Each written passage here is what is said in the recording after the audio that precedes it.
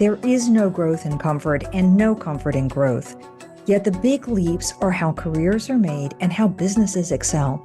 So how do you master not knowing at all or feeling like an imposter? How do you have the conversations that will lead to trust and, of course, excellence? How do you take charge of the things that you can control? How do you thrive outside your comfort zone? That's what this podcast is about. I'm your host, Wanda Wallace, and it's time to get out of the comfort zone.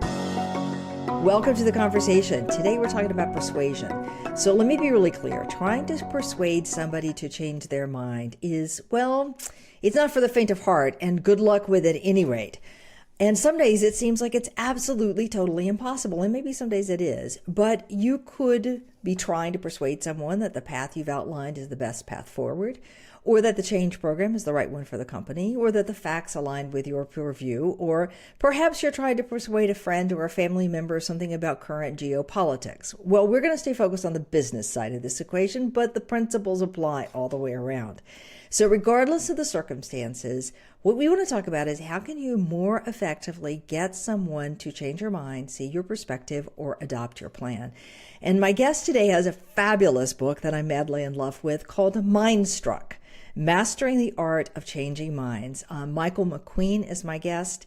He's an award-winning speaker, change strategist, and best-selling author, 10 books no less, working with companies like Google, Toyota, MasterCard, been on stage with some amazing people, including Bill Gates, Mel Robinson, and Steve Wozniak, the co-founder of Apple. Spoken to over 500,000 people across 5 continents since 2004. I love that one. And more importantly, his focus is helping people navigate uncertainty and stay ahead of the curve. Many more things we could say about you, Michael, but it's a delight to have you. Welcome to the conversation. Thanks so much for having me. Lovely to spend some time. Yes, indeed. And what a great topic. Who doesn't want to persuade somebody somewhere to change their mind? Now, of all the things you've done and talked about and written about, what got you interested in this topic of the challenge of changing people's minds? Yeah, well, as you say, so this is book 10 for me. But the first five or six books for me were really squarely focused on the future, like what's coming down the line for all of us. And, talking about, for instance, AI, well before ChatGPT was a thing. I've been sort of focusing on that from a research perspective and in my client work for about 13 years, 14 years. So looking at sort of future trends has been my wheelhouse for a lot of years. And the conversation that I guess was the genesis moment for this research would have been, I'd say probably 8 or 9 years ago. So I was speaking at a conference. It was a big industry association event, and I was brought in to be like the keynote speaker before the lunch break. And I was given the brief, this industry is facing a whole lot of disruptions. Can you come in and give us a clear sense of what the next 3 to 5 years will probably be like from a technology, demographic, social trends, consumer expectations standpoint, and then how to get ready for those changes. So I'm like, cool, that's a standard brief for me. I still do a lot of that work. And so I remember speaking to a woman after I presented. So it was the lunch break, we're doing a book signing, and Helen was her name. She came up and introduced herself to me. And she said, I'm so with you. She said, I can see in my organization, her estimate was like 5 years before we are dead in the water. Like we are so dated, so stuck in our ways, so tradition bound. Like I can see all the things you're talking about.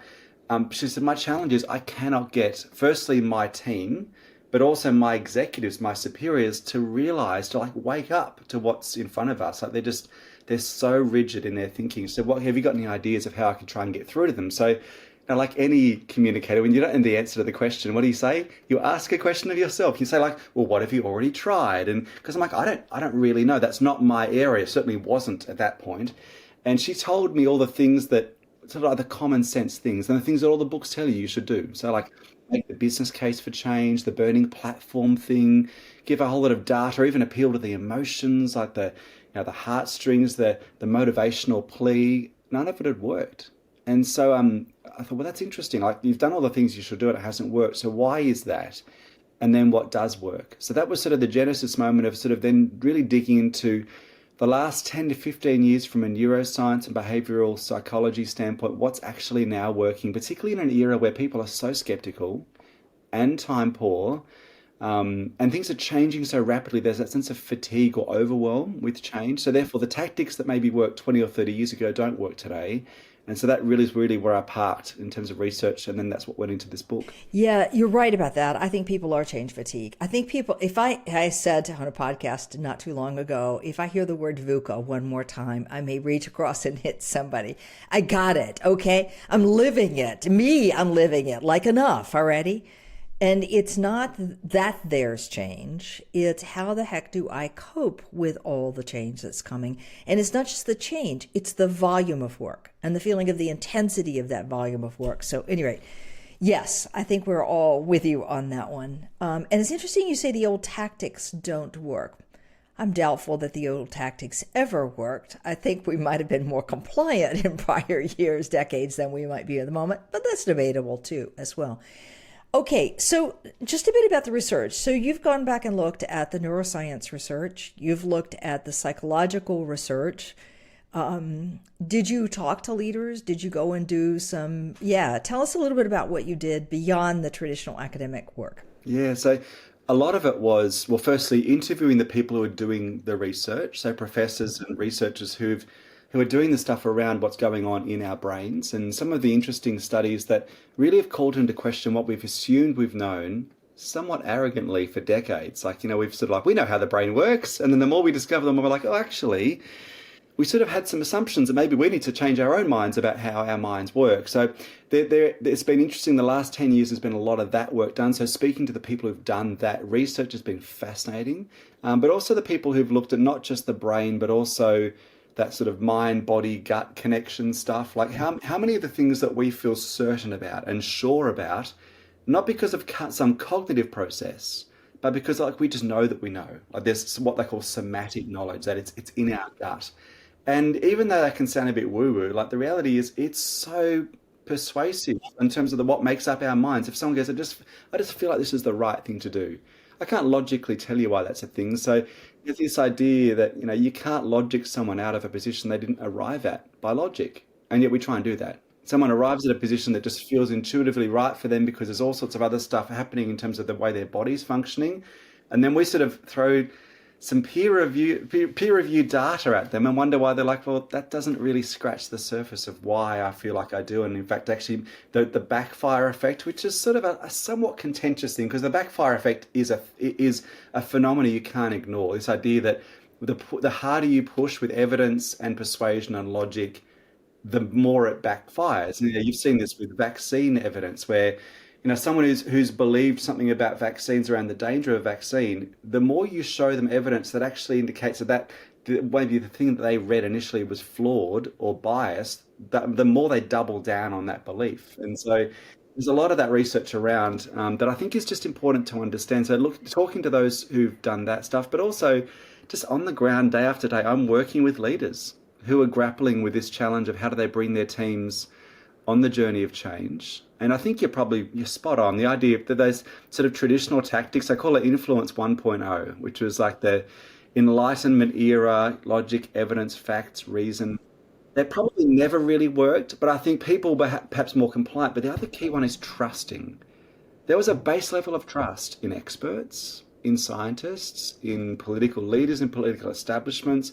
And we've sort of fundamentally dismantled that in the last 25 years in a postmodern era to the point where there's no source of absolute truth now. And in the last probably 18 months, even more so, this idea of you can't trust anyone. And so if we can't even have a shared view of reality, that means the tactics that work in getting through to someone need to be very, very different.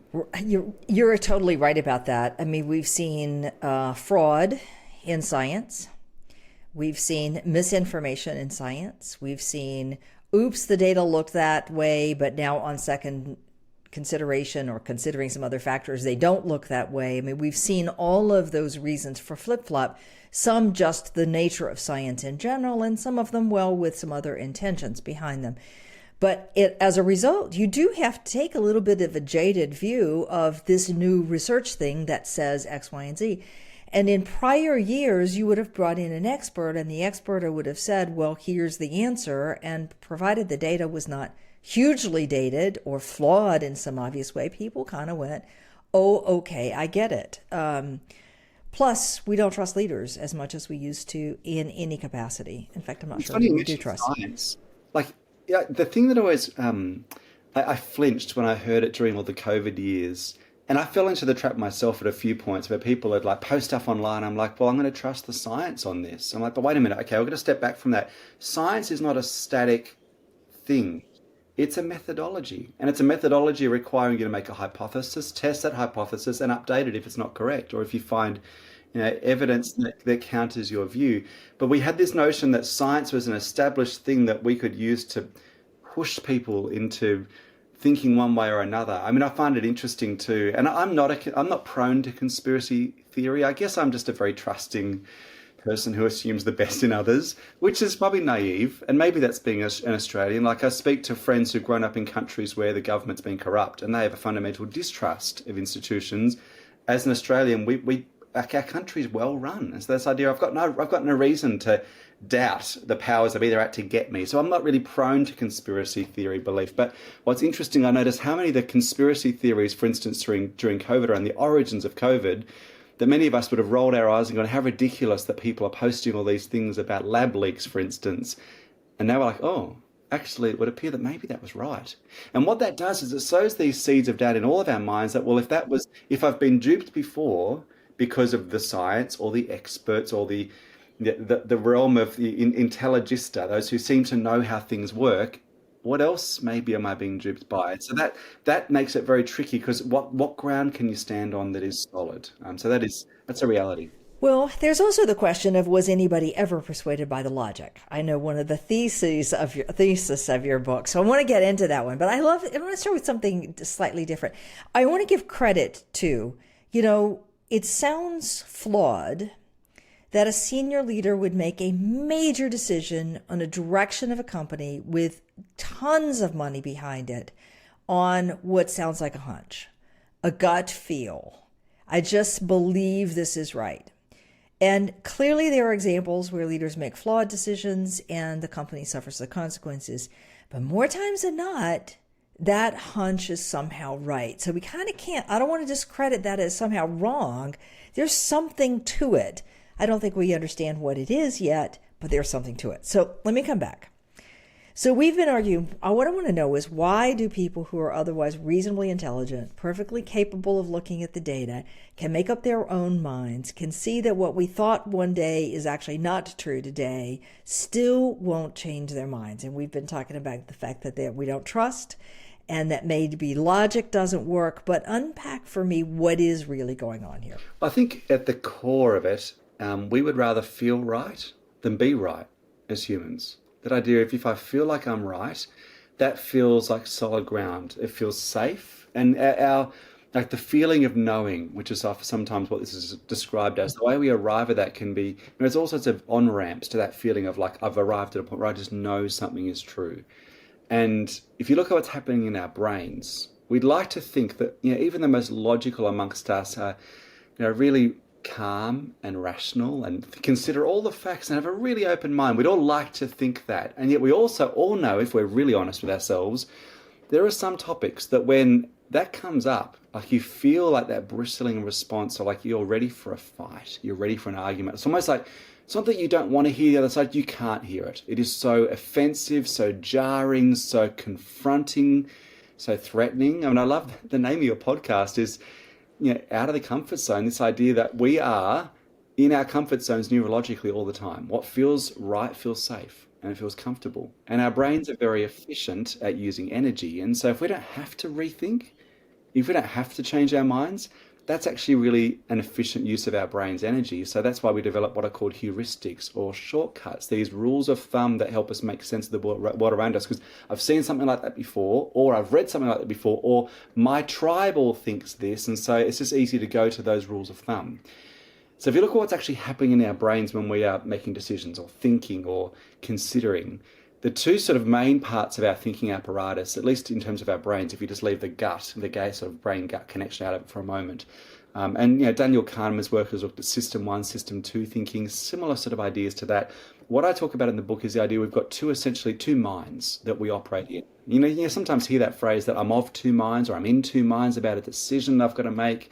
And that's a turn of phrase, but it's actually fundamentally true. We are in two minds at any given moment about all sorts of things. So if you look at the two minds, the first mind is what I call the inquiring mind. So the inquiring mind lives at the front of our brain, our prefrontal cortex. It is the logical, linear, rational, methodical, cautious part of our brain. The problem is it's also the most recent to develop from an evolutionary biology standpoint. It takes a lot of energy to use, a lot of self-control, discipline to force ourselves to stop, step back, not respond emotionally, but think, really think about things. So if you look at some of the work from Zoe Chance, who's a professor at Yale, she would say that we only really use that inquiring mind, reasonable, rational, slow part of our brain for 5 to 10% of our thinking, which is not much. Like even really That's rational really people incredible.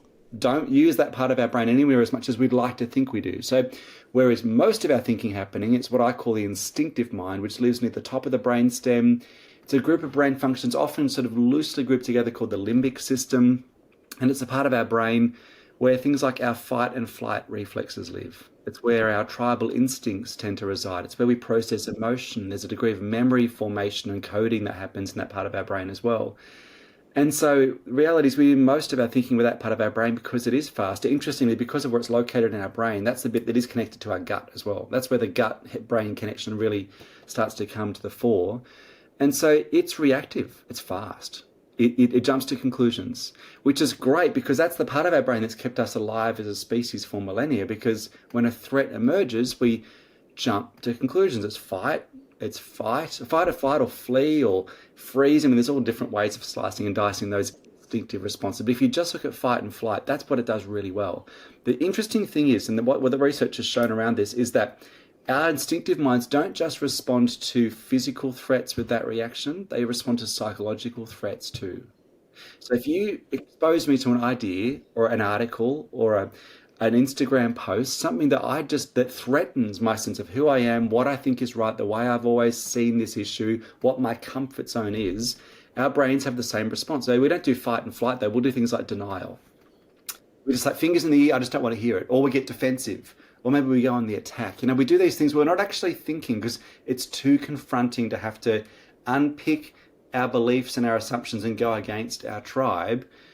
Because, there's this notion that if I pull the thread on a belief, if I've got something that I think is true, and I pull that thread out and have to reconsider it, it's often referred to as the unraveling effect, which I think I learned from Adam Grant in his book, Think Again. This idea that if I pull that thread, what else is going to unravel? This idea of maybe I'm wrong about not just that, but this and this and this and this. That's very psychologically confronting. There's nothing comfortable about that. And so we just would rather just not engage. We'll just step back and just stay in our trenches and fight and, post back something scathing or, suggest that they should trust the science or whatever it is. We don't really engage properly with the issue. I see this so many times, so many places. I remember giving a family member a book about a topic I wanted the family member to read. It had nothing to do with politics, or I could have cared less about the particular politics, but they used a political example to make a point. They get to the political example, and the family member had such a nasty reaction. They threw the book in the trash can immediately and refused to have another conversation with it. And that wasn't even the point, so far as I was concerned. And I even responded to this according, no go, that's it, not going to touch it. And it's that level of emotionality we get around various issues. Now, that was a family member, that was around a political issue, but that happens all day long of the change in technology. No, we don't want this feature on the software. We want a different feature on the software. No, we want to speed this up. No, we want to use AI in the following ways. I mean, all the time. When that fear is tapped, then off we go to the races. I suspect, so you get to tell me if I'm right or wrong, that there's also a thread, like you just said, it can unravel what I think is wrong. It can unravel my sense of identity, okay, which has even bigger consequences because I feel like I'm a safe member of this group, this tribe, this team. I fit in, I belong, it fits my sense of affiliation, it fits my sense of self, all those wonderful things. And if I really start to question seriously what other members in this group believe or espouse or are acting on, I question my identity in that group. And I think that may be more scary than the facts. Your thoughts? 100%. Because the concern is not that only do I question my identity in the group, but I might lose my spot in the group. I might be cancelled or exiled. And this is where things have gotten so tricky. And cancel culture, and it's not just in the sense of celebrities being cancelled, but this idea of if you speak up with a dissenting view, and you're part of like a community group or your team at work or a faith community, and you even if you just raise a question, I'm just curious about X, Y, or Z.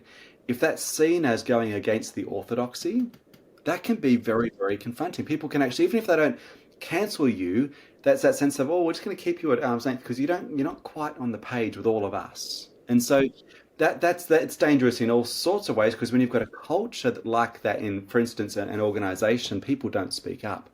I remember Andy Stanley in a book years ago that I read, is a leadership expert based there in the States, and he said, leaders who don't listen will eventually be surrounded by people who've got nothing to say. And I just thought, that is just so profound. Absolutely, totally. Well, we learn either I shut up and don't have anything to say if you won't listen, or I leave because I can't live without consequences. So, okay, fair enough. All right. So that's huge. The tribal instincts are massive. I think and we often discredit them and often say, no. But I got to tell you, they are seriously alive and well in organizational life, in nonprofit life, in church life, in community life. I think it's part of our DNA.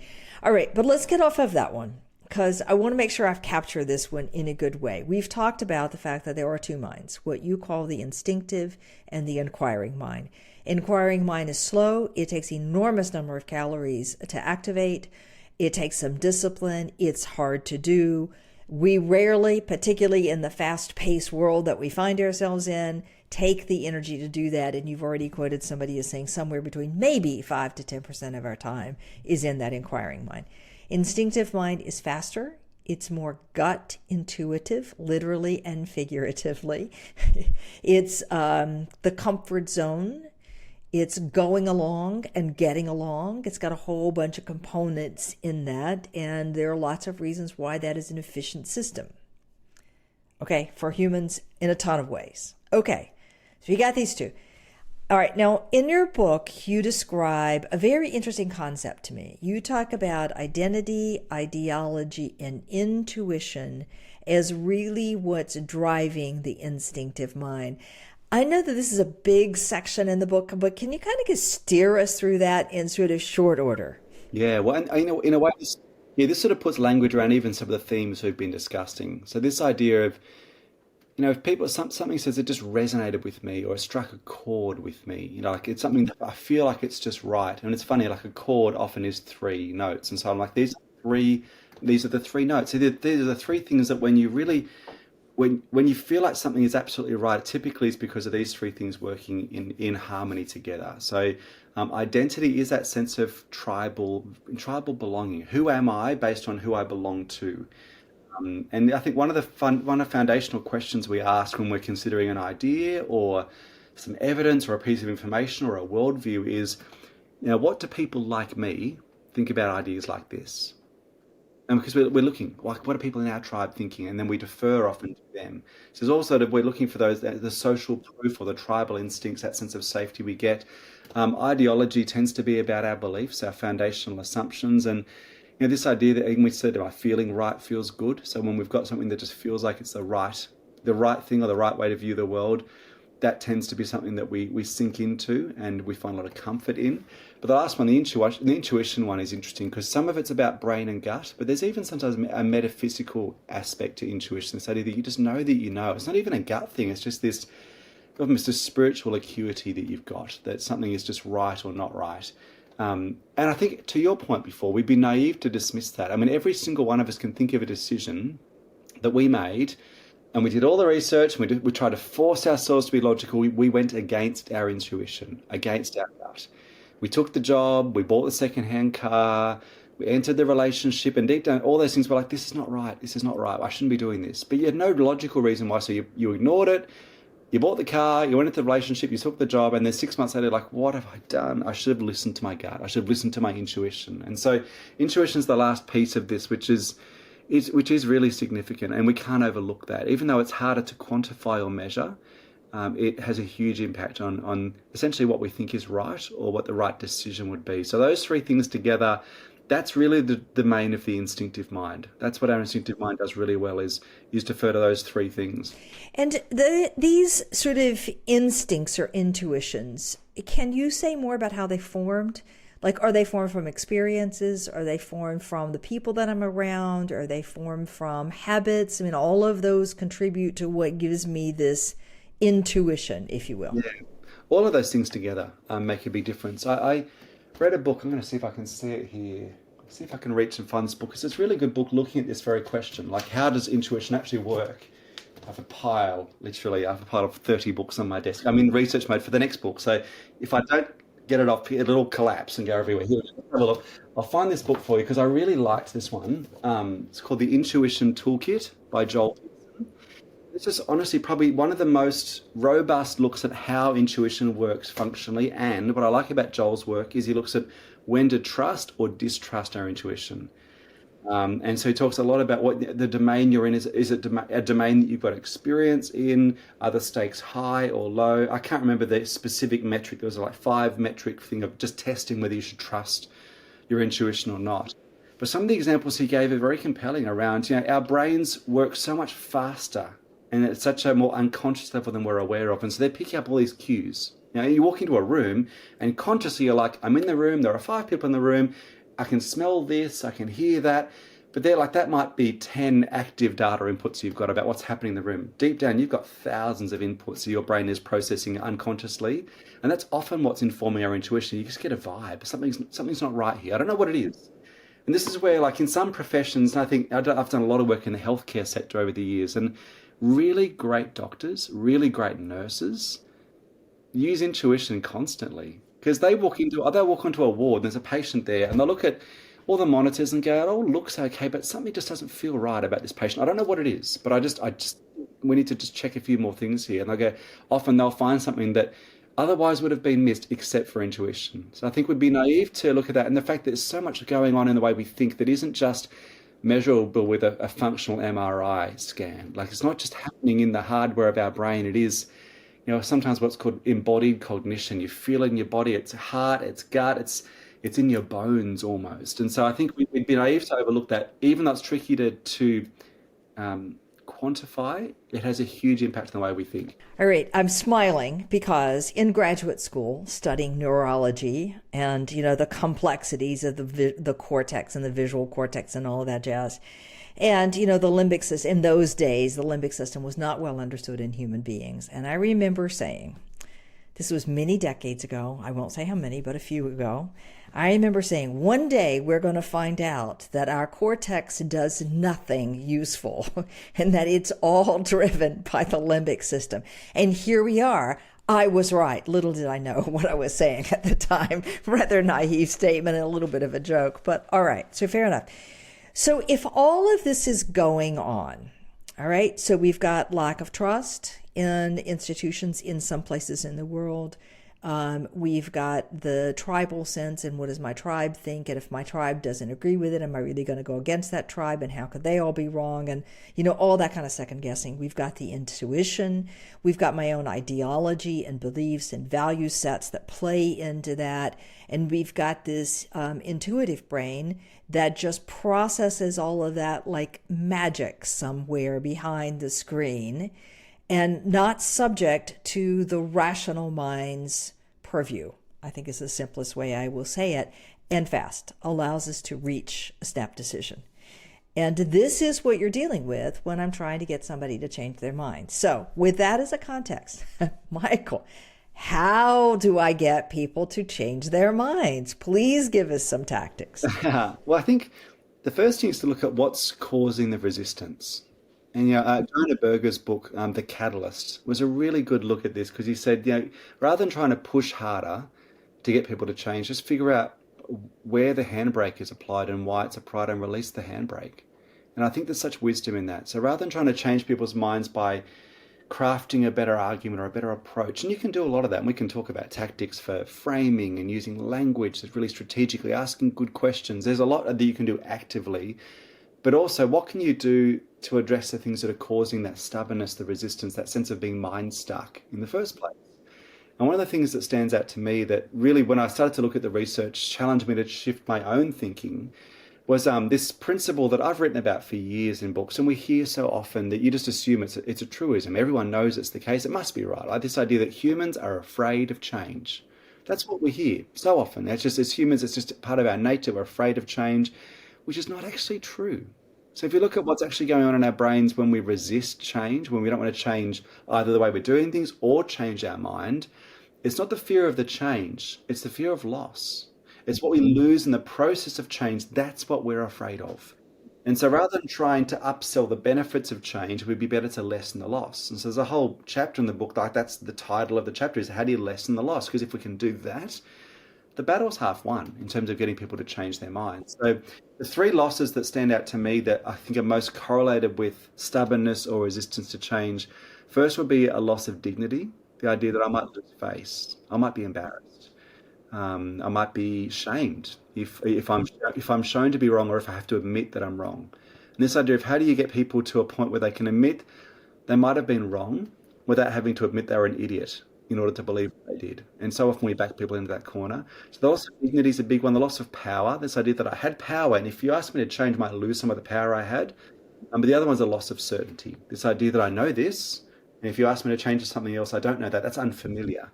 And our brains will often favor unhappiness over uncertainty, which is probably like an important point to even just park on for a moment for some of your listeners. This is probably like the thing they need to hear, because as humans, we will stay in roles, ways of doing things, even relationships that suck, that are toxic, that are not serving us, that are not good, but the devil you know is better than the one you don't. So you stay in something that is not great, but it's like the fear of uncertainty is so significant, you'll stick with what you know. And so bearing in mind these three fears, it's like, how do you lessen those fears in order to make people feel at least open or safe enough to change? And I saw this dynamic play out recently. I was working with a colleague who's the CEO of a big retail brand. And so I'd spoken to her probably 18 months ago. She was so excited because they had spent 2 years building this amazing back-end system for all their sales team. And like their previous back-end system was like built in the 90s. It was like almost DOS based. It was so clunky, didn't integrate with any social media platforms. They couldn't do any like real-time pricing or dynamic pricing or coupons on Instagram. And their business is a big Instagram business. So they'd spent all this money to develop this amazing new system, fully integrated with social media, on phones, all the rest. And so I saw her a few months ago and I said, how's the rollout gone? Expecting her to be like, it's been unreal. You should see how it's changed our business. And her whole tone was so different to what I expected. She was like discouraged would probably be the best word, like crestfallen. And I said, well, what's happened? And she said, we have had so much pushback. We've got people who've resigned. Like they've just left the company. Like, I hate the new system. We've got like petitions going around asking us to go back to the old one. I'm like, this is the system they all hated, but now they want to go back to it. And so I was amazed at how afraid of change our people were. And so then I said, well, maybe it's not the change. What are the losses involved? And it was all three of them. Loss of power. I knew how to do things in the past. I had that sense of status. And you've asked me to do something that I don't feel powerful. I don't feel knowledgeable. I feel embarrassed because I don't know how to do things. The loss of dignity and the loss of certainty was involved hugely. So it's identifying before you try and get people to change, accounting for, trying to figure out what those losses might be and being proactive in lessening them. Yeah. I often say before you make the change, I don't care if it's rationally brilliant, you just change what it means I have to do my job. I knew who to call yesterday. I don't know who to call today. I knew what it was going to take to get a problem fixed. I don't know what it's going to take today. I mean, if you just start racking up what I now don't know how to do, it's huge. And most people would say, I'll go back to the old because at least I knew how it worked. Correct. Yep. Okay, same idea. So how do you tackle then these fears? I mean, it's tricky because it depends on the context and depends how much trust is there to start with. So trust is a big element here because you can say that it's not going to be a loss or it's not going to cost you, but if people don't trust you, it doesn't really matter. So I think the first principle is how do you make the change feel like a gentle improvement on the past rather than a break from the past. And I think there's a real art to doing this. And like I look at, for instance, like 17th century inventor James Watt, like brilliant. When he'd invented the steam turbine engine, he knew, just like we're seeing the resistance to AI today, like AI is a threat, it's going to take all the jobs, it's going to fundamentally change society and devalue what we bring to the equation as humans. Same thing happening with the steam turbine engine. And so when he invented it, he described its power in a frame that made sense to people. He talked about it in terms of horsepower. And this idea, oh, we know what a horse does, we know how powerful a horse is. If this is 10 horsepower, even though it's a little bit uncertain, at least I've got a frame for understanding it. So it was an improvement on the past. So even like taking, for instance, change in a team or organizational context, how do you keep the same names for projects or team leaders or structures, or keep some things in place, change around them, but try and keep the appearance or the sense of familiarity with the past? And that can make a huge difference. But I think also giving people a process, the choice in the process of the change, like involve people early. Even if you've like figured out exactly what we need to do and when it's going to happen, at the front end of the process, involve people in getting their input. And if they think it was their idea, that idea of like, okay, you've asked me for my input on how we should change, they'll probably suggest the very thing that you've already thought was probably the plan. But because they've been invested in it, they feel a part of it, it's their idea, that loss of dignity is no longer there because it was their idea. And so just involving people in the process along the way makes a huge difference as well. Right. Even if it's just the back end of the process, I've seen change work more effectively because we involve people in saying, well, look, this is going to happen. But now, what do you want to call it? What do you want the names of the rooms to be in a new office building? Let's have a process there. What colors do you want? Like, those are not the big decisions of how it is we're going to work. But the fact that people were involved and had some say gives them a degree of agency, and that solves so much of the loss as well. Yes, it does, absolutely. Okay. And I often talk about, for those who know what I say about this one, I often talk about the need to ring fence some things, because you can't change everything. You've got to put a fence around things that you're going to kind of leave the same. Even if 3 years from now I'm going to change it, at least for now, ring fence it so people can go, all right, that part isn't changing. Anyway, that's my view. I'm not the expert here. That's good. Really All good. right. So we have to recognize that the intuitive mind is in control. The intuitive mind is driven by the identity, ideology, and intuition. Those things are real. It's the fear of loss, not the fear of change, that is really driving behavior. And I want to minimize the loss. I want to emphasize the gain in some ways.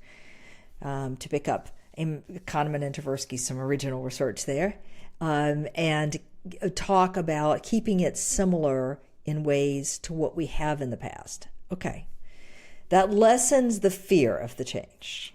All right. What else do I do to change someone's mind? I think one of the big things for a leader that can be really helpful is the posture that you approach the conversation with.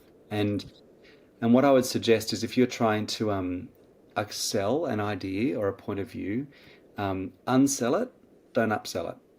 In other words, go in and suggest the idea and say, look, I may be way off here.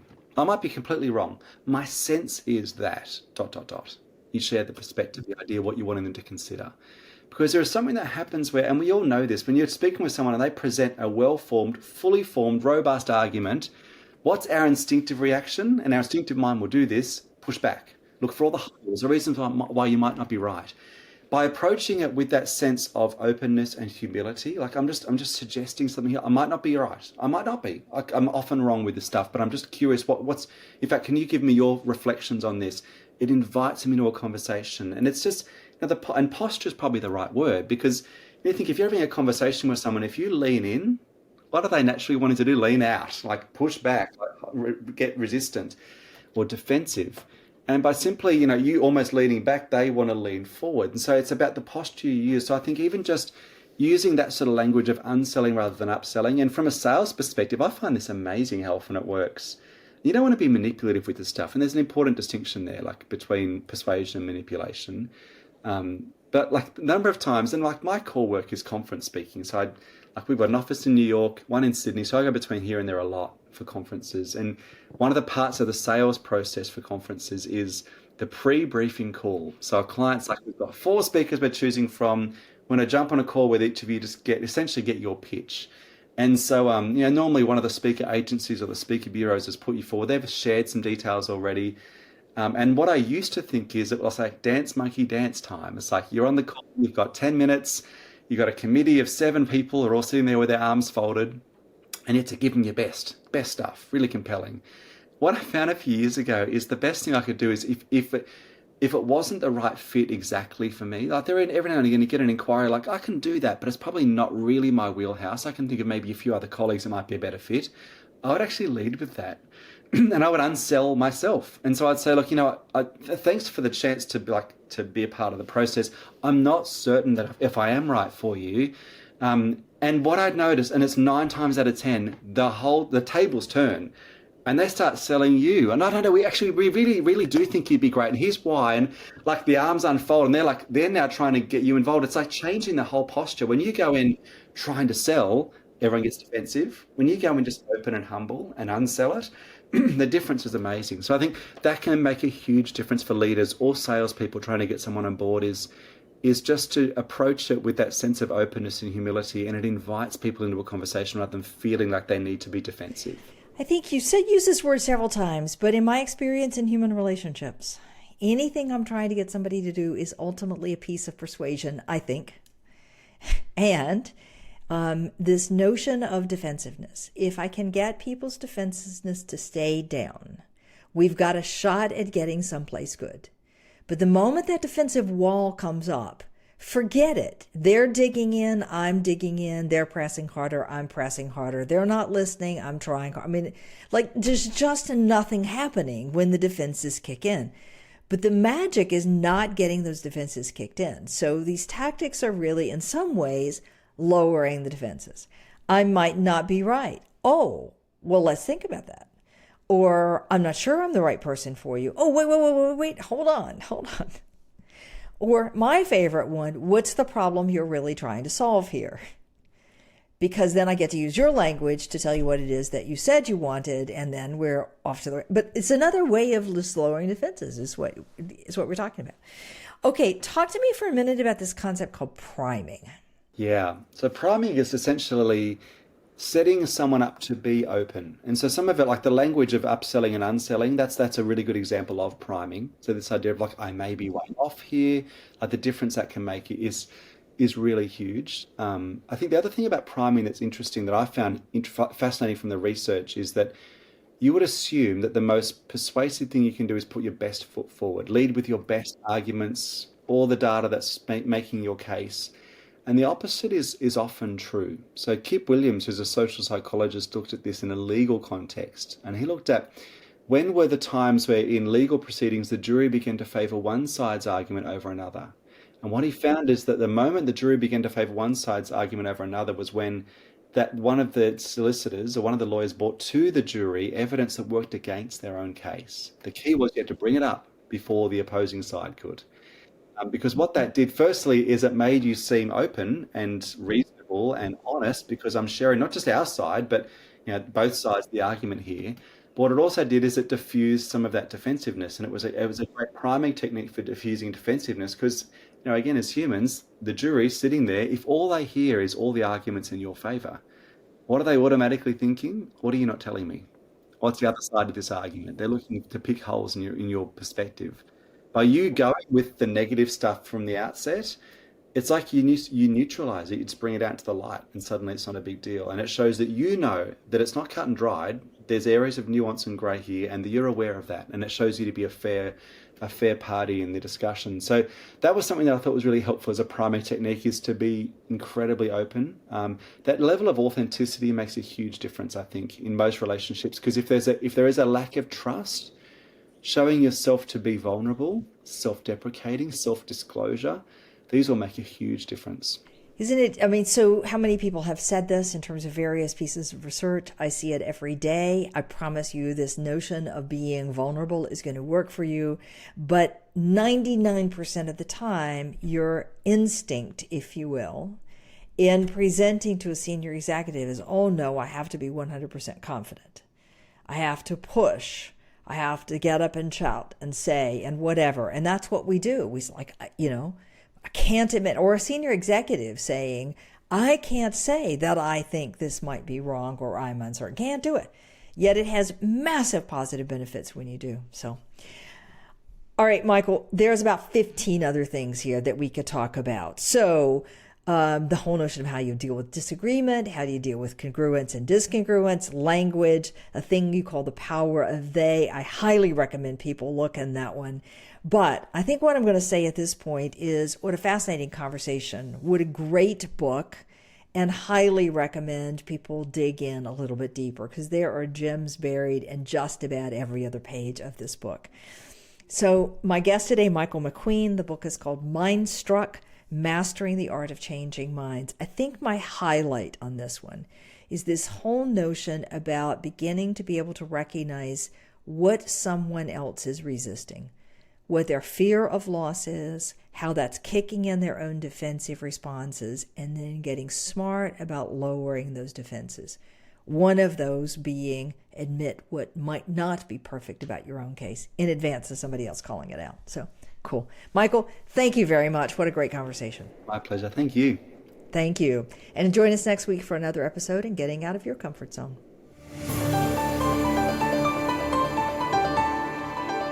Thank you for joining us today. Tune in for another edition next week with Dr. Wanda Wallace on the Voice America Business Channel. Reach outside your comfort zone this week.